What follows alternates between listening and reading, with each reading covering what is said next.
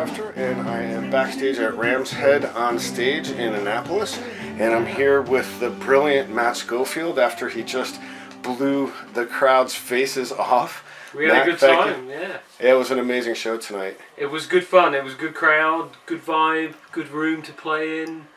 The right band for the situation, everything's good. So yeah, it sounded amazing. Yeah. So this is the third interview we've done. So we sort of have a time series of yeah, we do. A time lapse of interviews going on here. How was tonight for you? It was really good, actually, really good. We needed it tonight. You know, we're very dependent on the overall energy in the room and the vibe of from the audience, and also the vibe from the sound in the room, you know, because we improvise a lot and we're very kind of dynamic like that, so it's got to be just right for us to get to that final level, so which is really where we're always looking to get. So I always say I want the only thing to determine how good my gig is, the only thing I want is for that to be me, if you see what I mean. I don't want to be susceptible to sound problems or, you know, a bad room or you know, inferior equipment or something. I want all that to be completely transparent. And you're the only variable? I'm the variable, and then it's down to me. So tonight we could take it as far as we wanted to take it, because the audience was great and the sound was great for us on stage. That makes a big difference. So you're happy with your performance? Yeah, we had a really good time. Yeah, so I feel nice and relieved. Good. It was one of the best shows I've seen you do, and I've seen you like 5 times in the last couple of years. Well, thank you, mate. Yeah, we felt good about it. You know, the whole thing. That's what you're shooting for. So it doesn't happen every time. Not from lack of trying, because we always go out there and give it the full. You know, we never phone it in. You know, it's always everybody goes up there and goes for it. But sometimes something else is getting in the way of that. But tonight we didn't have any of that, so we could go all the way. So. Yeah. You have a new album out since I last spoke with you? Yeah, I think we were working on it. Right? Yeah, you were. You were going back, I believe, to England to finish it up? That's right. It would have been just before I went and finished it, yeah. Yeah, so it's called As Far As I Can See? As Far As I Can See, yes. And featuring Johnny and Jordan, who's with us tonight, Jordan John on the drums, and he's doing the great backing vocal parts on the record. So you got your drummer with you this time? Yes, we do, yes. And so yeah, this is the core of the band. We also have a great bass player, a friend of mine from the UK, Carl Stanbridge, on the record, on most of the tracks, few organ trio tracks, but right now in the US we're still travelling as an organ trio, because it travels well. And he's playing with you in England? Yes, he did do the last European tour as well. So it's kind of fun for me actually to do a bit of both, you know, and then Johnny gets to play some piano and stuff as well. But right now over here, I think we talked in the last interview actually about the realities of touring and visas and all those kinds of things. Yeah, all those headaches. So the trio works. Jordan being Canadian, a little bit easier for him to get into the US. So so this is kind of 3 of the core members of the band on the new record, and the album's also got horns and a couple of other guests here and there on it. So, is there a meaning behind the name? The name is actually a line from the song Hindsight, which is so it's a little tagline in that song, but also it kind of jumped out as being relevant to the whole thing, the opening track being From Far Away, and then it's a pretty diverse record. It's lots of different flavours of what we do, you know, so we didn't restrict ourselves this time, which maybe the previous record we wanted to be a bit more focused in a singular kind of direction, but this time we started recording it before we had a new record deal, and so it was kind of let's just go in and record some music that we want to play. So everything is just, it's a really genuine, really naked record, for want of a better term, but it's just us playing whatever came out, you know, and I took a very loose framework of the new songs into the studio, but everybody in the band really brought something to it. Simon Law also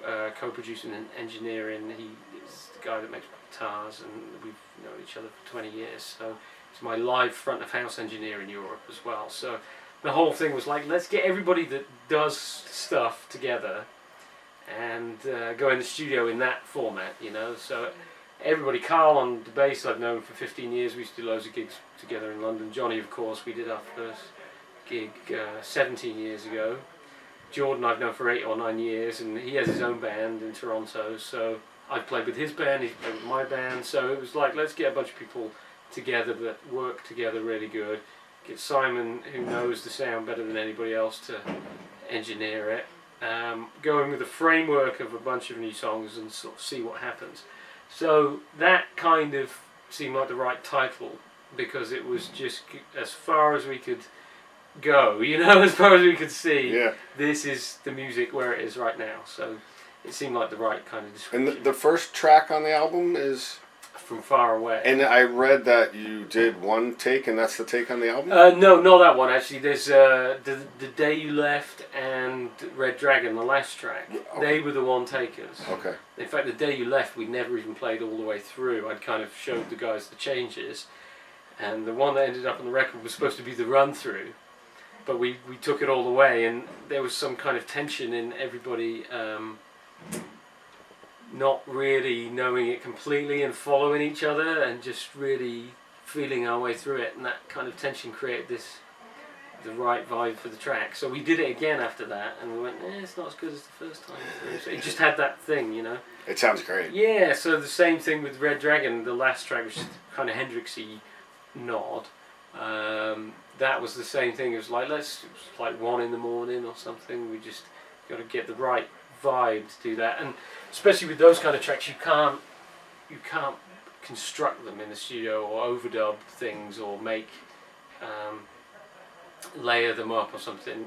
There's no way you can do that and get those dynamics. You've just all got to be in the room playing. So they're very genuine, straight up 4 guys in a room playing. Old school. Yes, totally old school. Bleeding, my guitar's bleeding onto the drum mics and the organ's in the room, and so there's no fixing anything. If you screw up, start again, kind of thing. So it's warts and all, you know. But that's how you get that feel. So those ones. But the opening track is a bit more of a. It was funny actually. A few reactions from people have been, "Oh, he's going for a more commercial thing or something like that." People have said that? Yeah, not in a bad way. Just maybe he's trying to do something for his new record label or something like that. But which is kind of funny to me, because we don't do anything like that at all. When we go into the studio, we just play, and whatever comes out is what comes out.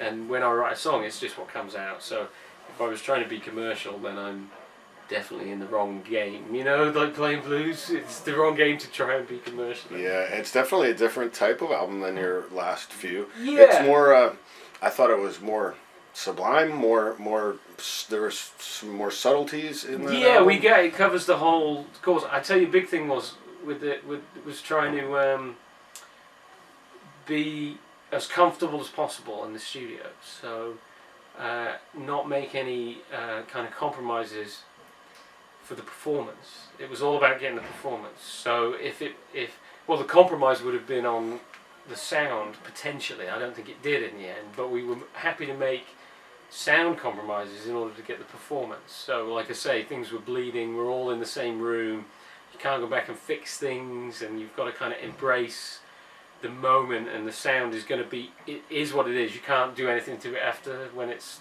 recorded that way. So that's how we did it this time, in order to get to the most dynamics and be as comfortable as possible about the whole thing. It just, be able to create and be free in a studio environment, which is kind of unnatural for us in a way still, because we're a live band and we feed off the energy of the audience. So I suppose in some ways we were our own audience for it. So that's how we picked the takes, is if we felt good about it, not if it was some kind of arbitrary idea of perfection. It was, does this feel good?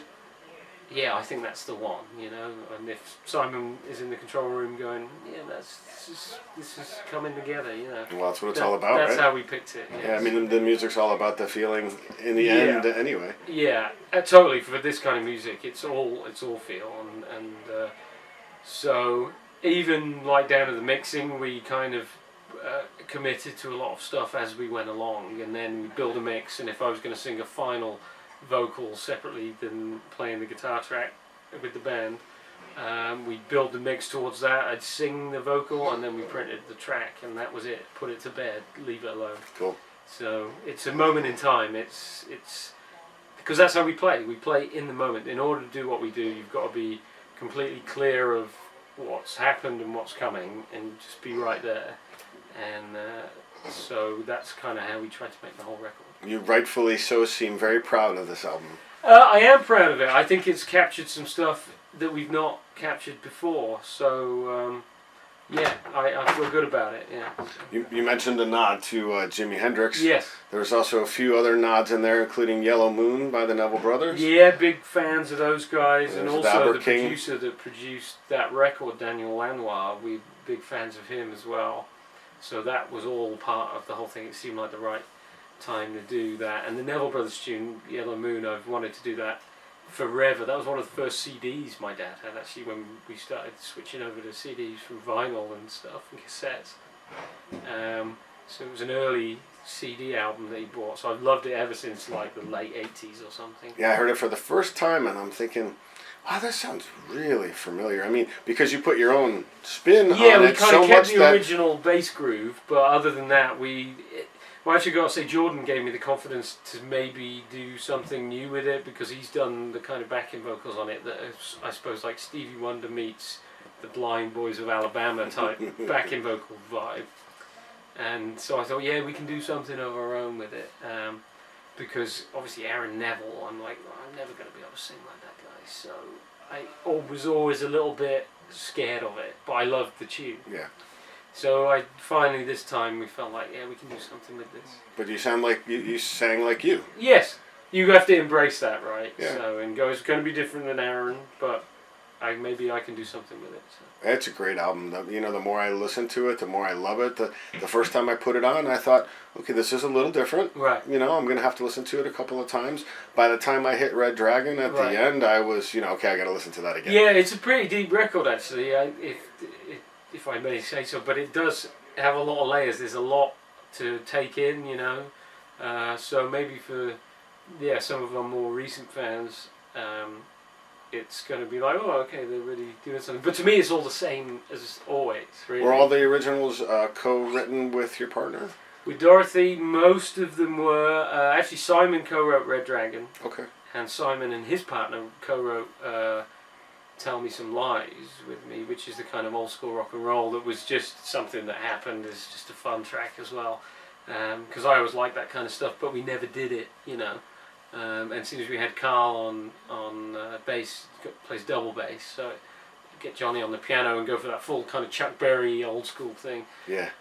So Simon co-wrote those, but the rest of them are with Dorothy, as is most of my material.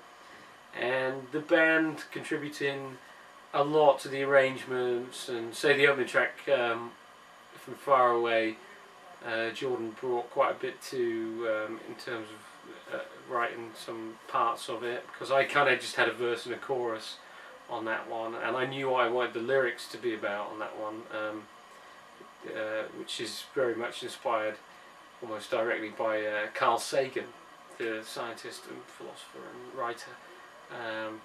So there's some science blues there for you. We don't get a lot of that usually. No.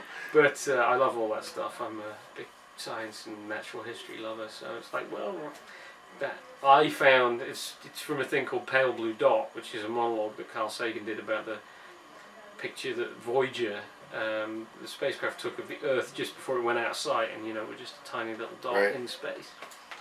And so that's the stuff I find inspiring. So I very moving, and I wanted to write about that. So that's what that song's about, and so everybody chipped in a little bit to fleshing that out, So that was more my lyrical thing, but most of the rest of it's with Dorothy. So. Okay, great. So what's on tap now? Are you already writing for the next album? No, I'm just we're just trying to get this one out there. So and the response has been great, So things are starting to go a little bit finally after many years. Yeah, I'm glad for you. Yeah, you've been working your ass off. Yeah, we've been paying the dues, and so it's starting to kick in a little bit. I think it feels good. So we're just going to try and hit the road as much this year. In the US a lot actually, and then back to Europe a little bit in the summer. You're headed to Florida soon. Florida next month, a couple of nice Have you festivals played there? down there. Yeah, we've done a few things down there. But you play Wani this year? We're doing Wani. We did that a couple of years ago actually did you? as well, but this one obviously it's the Allman Brothers last year Yeah, and all that kind of thing, so it's really cool to be part of that. We're doing Tampa Bay Blues Festival with Buddy Guy, Shamika Copeland, Coco Montoya, and last time I was on a festival with Buddy and Shamika, we all ended up jamming together. So that's fun. well, I don't know. I don't want to say what's going to happen, but that's what happened last time, and that was a thrill for me. You know, getting to play with buddies. Yeah. So that's going to be a fun day as well, and we've also got a little thing down at the Funky Biscuit down there in Boca Raton, which is one of my favourite clubs in the US. He's having a little festival down there, so anyone in Florida should come and check that out because that's a great place. They're just real music lovers. Yeah, the Funky Biscuit. Everyone that's around here ends up down there playing Right. at the Biscuit. It's killer. Yeah, it's really good, really good. So we're doing that, and then June, we're just doing like a London gig and a Manchester gig and a Newcastle gig back in the UK, like we're calling it the top, middle and bottom UK tour, or England tour actually, we're not even getting out of England, but and then hopefully on to Italy, and then July we're still figuring out, August we do some shows in Canada, so and then on and on from there, I'm hoping to get out to the west coast of the US, maybe September, October time, because it'll be a couple of years since we've been out to the west coast, so Yeah. we get back out there, it's really good, and Great. so maybe around New Year we'll start thinking about the new record, because then we'll get some time to record something. You have some ideas kicking around? Yeah, absolutely. Yeah. Yeah, I mean, in fact, this is the first time I've mentioned this outwardly, but after having the horns on a couple of tracks on the last record, I've kind of got this Jones to make a like a kind of, you know, more of a blues record with horns and stuff, like get my kind of B.B. King thing together. The only Yeah. problem is I couldn't afford to tour with them in the current economic times that we live in. So if I do it, then it wouldn't be tourable. But that's the slightly frustrating thing about, you know, you don't want to cut off your creative desires because of other reasons, but you have to be realistic about what you can do in the world of playing blues. So, but I really want to make a record with more horns and kind of that uptown BB kind of blues thing. So that's the plan. So maybe well, we'll see what happens. Yeah, I'm looking forward to seeing Yeah. what happens. Yeah. Anything else you'd like to share with the people who will view this?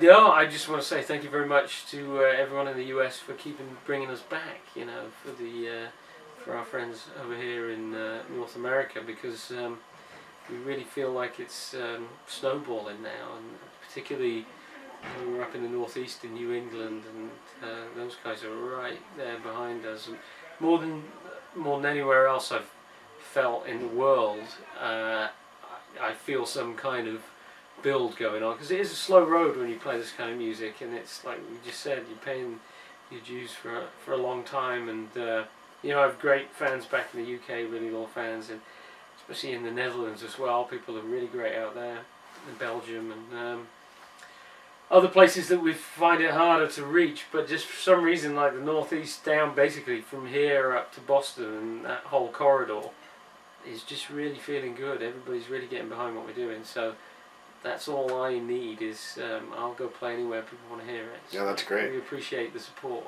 Yeah, that corridor. Well, first of all, you deserve it. I mean, I've been out seeing bands for years and years now, all kinds of different bands, and you're right on the cusp there. You know, to me, you're right there at the top. Well, thank you. And I see you going far.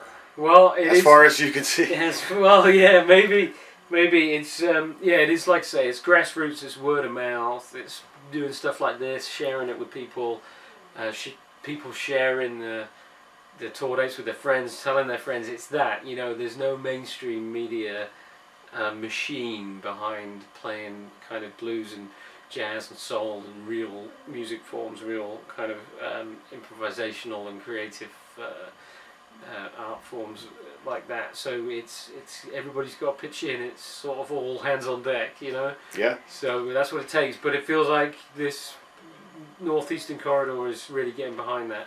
So we'll be there and keep coming back as long as everybody's coming out. So. Great. Well, I'll be there. All right. All right. Thank you, Steve. Thanks a lot, Matt, for your time. All right. My pleasure. All right. Cheers. Bye-bye.